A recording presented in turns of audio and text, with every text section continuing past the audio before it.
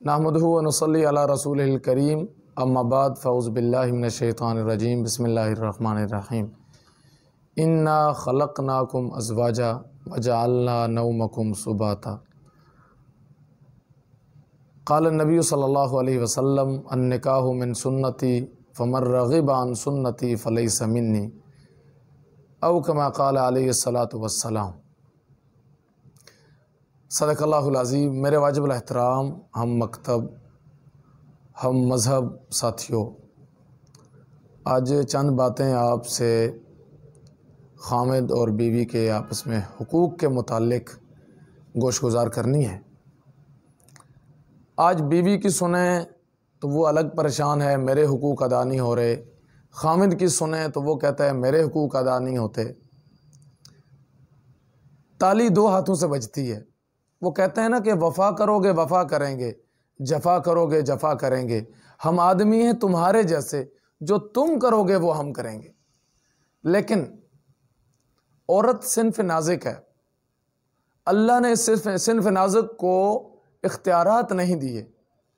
قرآن میں واضح فرما دیا الرجال قوامون علی النساء، کہ ہم نے مردوں کو عورتوں پر برتری دی ہے، اس لیے کہ وہ دل کا بھی مضبوط ہوتا ہے، وہ اعصاب کا بھی مضبوط ہوتا ہے، وہ فیصلوں کا بھی مضبوط ہوتا ہے، وہ کسی چیز کو دل پہ نہیں لے بیٹھتا۔ اگر آپ ایک طلاق کے مسئلے کو لے لیں، اگر یہ عورت کے ہاتھ میں چلا جائے تو ہر دوسرے تیسرے دن عورت طلاق دینے پہ تلی ہوتی ہے، وہ اتنی جذباتی ہوتی ہے۔ لیکن مرد کو اللہ نے قوت فیصلہ دی ہوتی ہے، تو اس لیے ہمیں یہ چاہیے کہ جب ہم شریعت کے مطابق اپنے گھرانے کو رکھیں گے، پھر نہ خامد کو شکایت ہوگی نہ بیوی کو شکایت ہوگی۔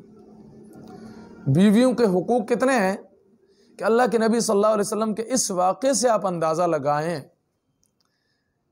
کہ وہ جو شب برات والی رات نبی کریم صلی اللہ علیہ وسلم رات کو اٹھ کے قبرستان گئے، حضرت عائشہ رضی اللہ تعالیٰ عنہ فرماتی ہیں کہ میں نے دیکھا کہ رسول اکرم صلی اللہ علیہ وسلم نے مجھے نہیں جگایا، خود اٹھے، وضو فرمایا، پانی پیا اور جنت البقیع کی طرف چل پڑے، اور میں سمجھی کہ کہیں اور جا رہے ہیں، میں بھی آہستہ آہستہ پیچھے چل دی۔ جب وہاں سے رسول اکرم صلی اللہ علیہ وسلم دعا مانگ کے واپس آنے لگے تو میں ان سے جلدی جلدی پہلے آ گئی، اور میری سانس پھولی ہوئی تھی۔ آ کے ایسے ہی میں نے آنکھیں بند کر لی تو نبی کریم صلی اللہ علیہ وسلم نے فرمایا عائشہ تیری سانس پھولی ہوئی ہے، خیر تھی؟ فرمایا یا رسول اللہ مجھے معاف کرنا، میں آپ کے پیچھے بطور جاسوسی گئی تھی کہ آپ پتہ نہیں کہاں جا رہے ہیں۔ تو نبی کریم صلی اللہ علیہ وسلم نے فرمایا تھا عائشہ تو سوچ بھی کیسے سکتی ہے کہ میں محمد صلی اللہ علیہ وسلم تیرے حق میں کمی لاؤں گا؟ میں کبھی باری کسی اور بیوی کو نہیں دے سکتا، جب باری آپ کی ہے۔ یہ انصاف تھا۔ ہم کیا کرتے ہیں، ہم رات کو اٹھتے ہیں، پیاس لگتی ہے تو اپنی بیوی کو کہتے ہیں اٹھ بھائی میری نیند خراب ہوئی ہے، تو بھی اٹھ اور مٹکے سے فریج سے پانی لا کے مجھے دے۔ نبی کریم صلی اللہ علیہ وسلم بیوی کا کتنا خیال رکھ رہے ہیں کہ انہیں نہیں کہا، خود اٹھے اور پانی پیا، وضو کیا اور قبرستان کی طرف چل دیا یا تہجد پڑھی وغیرہ وغیرہ۔ ہم اپنا دیکھیں، اپنا رویہ، کہ ہم کہتے ہیں بیوی ہی سارا کچھ کرے، ہم اس کے ساتھ ہاتھ نہیں بٹاتے، تو بیویوں کی پھر یہ شکایات ہوتی ہیں۔ دوسری طرف مرد حضرات کی کیا شکایات ہیں کہ ہم جب تھکے ماندے دنیا کے اس جنجال سے، پریشانیوں سے، غم سے واپس آتے ہیں تو ہمیں آگے سکون کا ماحول نہیں ملتا۔ یہ جو قرآن نے کہا ہے لِتَسْكُنُوا إِلَيْهَا، ہم نے جوڑا اسی لیے بنایا کہ تم ایک دوسرے سے سکون حاصل کرو، نسل افزائش ہو، محبت ملے، پیار ملے۔ جب وہ باہر بھی دنیا کی گالیاں سن کے آتا ہے، وہ باہر بھی ایک تنگ ہو کے ماحول سے آ رہا ہوتا ہے، جب اسے گھر میں بھی جنت کا ماحول نہ ملے، وہاں بھی جہنم کا ماحول ملے، وہاں بیویاں منہ بنائے بیٹھی ہوں، وہاں بیویوں کی لسٹ پوری نہ ہوئی کھڑی ہو، بیویوں نے جو آرڈر دیے وہ پورے نہ ہوں، تو یہ خامدوں کی شکایت ہے کہ ہمیں گھر میں ماحول نہیں ملتا۔ اور یاد رکھیے گا جس خامد کو گھر میں ماحول نہیں ملتا وہ پھر باہر تو منہ مارے گا۔ اس لیے میری بہنوں اور میرے بھائیوں، بہنیں بیویاں خامد کے حقوق ادا کریں گی شریعت کے مطابق، خامد بیویوں کے حقوق ادا کریں گے تو گھر جنت کا ماحول بن جائے گا۔ ایسے ہی تو نہیں کہہ دیا کہ خامد باہر سے آئے اور آپ صرف خامد کے ہاتھ سے شاپر لیں، تھیلا لیں، بیگ لیں اور اسے سکون سے بٹھائیں، پانی پلائیں، اس کی مٹھی چابی کریں، اس کا خیال رکھیں، اس کے کھانے کا 12 سال کی عبادت کا ثواب ہے۔ لیکن آج ہمارے گھرانے پریشان ہیں، ہر طرف افراتفری کا ماحول ہے۔ بیوی کا فون آئے گا کہ مجھے خامد سے یہ تنگی ہے، خامد سے سکون نہیں مل رہا، خامد پریشان کر رہا ہے، خامد خیال نہیں رکھتا، خامد کی شکایتیں بیوی خیال نہیں رکھتی۔ میرے ساتھیوں، آج بھی ایسے گھرانے ہیں جن کی بیویاں بالکل ان پڑھ ہیں، لیکن جواب آتا ہے کہ مجھے بیوی کی طرف سے کوئی شکایت نہیں ہے۔ لیکن ایسے بھی گھرانے ہیں، پڑھی لکھی خاتون ہیں لیکن پریشان کر رہی ہے۔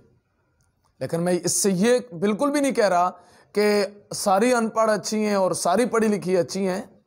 کہیں پڑھی لکھی بہت ان کو سمجھ ہوتی ہے، عقل ہوتی ہے، وہ خامد کا زیادہ خیال رکھتی ہیں۔ یہاں سے اندازہ لگائیں خامد کا مقام کیا ہے۔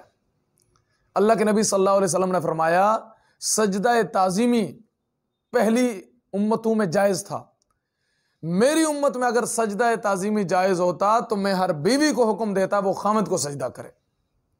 وہ مجازی خدا ہے۔ اب اندازہ لگائیں نا کہ خامد کی اہمیت کتنی ہے۔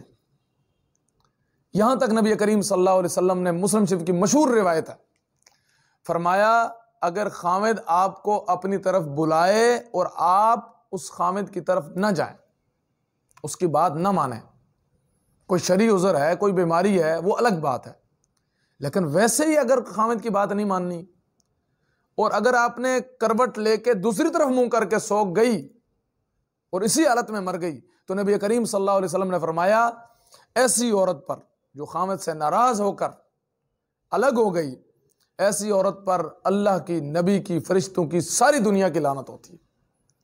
لعنت کا مستحق ٹھہرا دیا خامد کا یہ مقام بتا کر۔ اور دوسری طرف یہ بھی بتایا کہ اے خامدو، تم بھی بیویوں کو لونڈی نہیں سمجھنا، وہ تمہارے پاؤں کی جوتی نہیں ہے، اور سر پہ بھی نہ بٹھاؤ، سر پہ ماں کی جگہ ہے،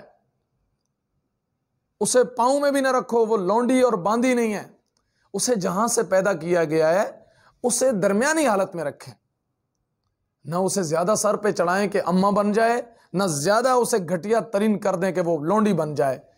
اس ٹیڑھی پسلی سے پیدا کی ہوئی ہے، پیار سے اسے رکھیں۔